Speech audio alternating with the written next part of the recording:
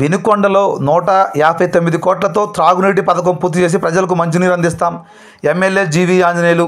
ఇక పూర్తి సమాచారం మేరకు పల్నాడు జిల్లా వినుకొండ నియోజకవర్గం వినుకొండ పట్టణంలోని 16-17 వార్డులో పురపాలక సంఘం ఆధ్వర్యంలో బుధవారం సాయంత్రం 4 గంటల సమయంలో భాగంగా ఇది మంచి ప్రభుత్వం కార్యక్రమంలో భాగంగా నిర్వహించగా ఎమ్మెల్యే జీవీ ఆంజనేయులు ముఖ్య అతిథిగా హాజరవడం జరిగింది.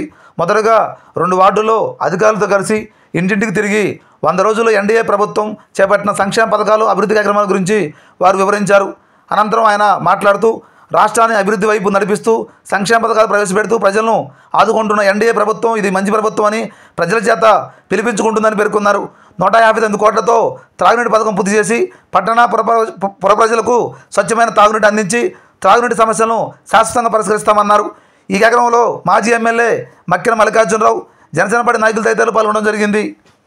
అది అంటే గతంలో జగన్మోహన్ రెడ్డి పాలనలో సంవత్సరానికి 250 పెంచారు.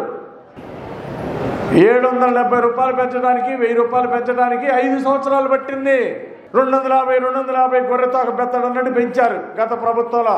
కానీ మన చంద్రన్న ఏకదమ్మున ఒకేసారి 1000 రూపాయలు పెన్షన్ పెంచి 3000ది 4000 చేసి విభిన్న ప్రతిభావంతులది 3000ది 6000 చేశారు.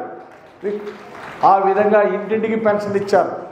గతంలో ఏప్రిల్ నుండి కూడా నెలకు 1000 రూపాయలు కలిపి ఈ 4000 ఆ 3000 3 నెలలకి 1000 చొప్పున 3000 కలిపి 7000 రూపాయలు ఒకేసారి పెన్షన్ పెంచారా లేదా మీరు?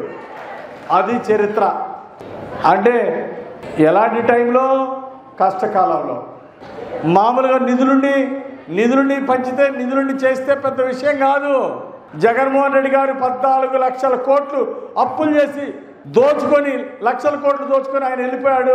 14 లక్షల కోట్లు జనాల నెత్తి మీద మనకి అప్పులు చేసి వెళ్ళాడు. ఈ అప్పులు ఎవరు తెచ్చాలా? ఈ చంద్రబాబు నాయుడు గారు తెచ్చాలా? ఇప్పుడు 14 లక్షల కోట్లు అప్పులు తెచ్చే ఒక పక్క అప్పులు తెచ్చడానికి ప్రణాళిక చేస్తూ, మరో పక్క ఇచ్చిన మాట నిలబెట్టుకోవడానికి పెన్షన్ 250 పెంచకుండా ఏకదమ్మున ఒకేసారి 1000 రూపాయలు విభిన్న ప్రతిభావంతులకి 3000 పెంచారు ఒకేసారి. ఆ విధంగా పెంచి గతంలో 3వ తారీఖు వచ్చిందో 5వ తారీఖు వచ్చిందో తెలియదు పెన్షన్. ఈసారి మాత్రం 1వ తారీఖే అధికారులందరూ వెళ్ళి ఇంటింటికి వెళ్ళి పెన్షన్ పంచమన్నారు. మేము కూడా అధికారులు మేము అందరం కూడా మళ్ళీ లేట్ అయితే చంద్రబాబు గారి కోపం వస్తుందేమోనని టైంకి పెన్షన్ పొద్దునే ఇవ్వాలా. ఆ వైసీపీ అరాచక ప్రభుత్వానికి చంద్రబాబు గారి సంక్షేమ ప్రభుత్వానికి తేడా చూపించాలని పొద్దున్నే మేము కూడా 5ంటికి లేచి రెడీ అవ్వాల్సి వస్తుంది చంద్రబాబు గారు ముఖ్యమంత్రి అయిన తర్వాత.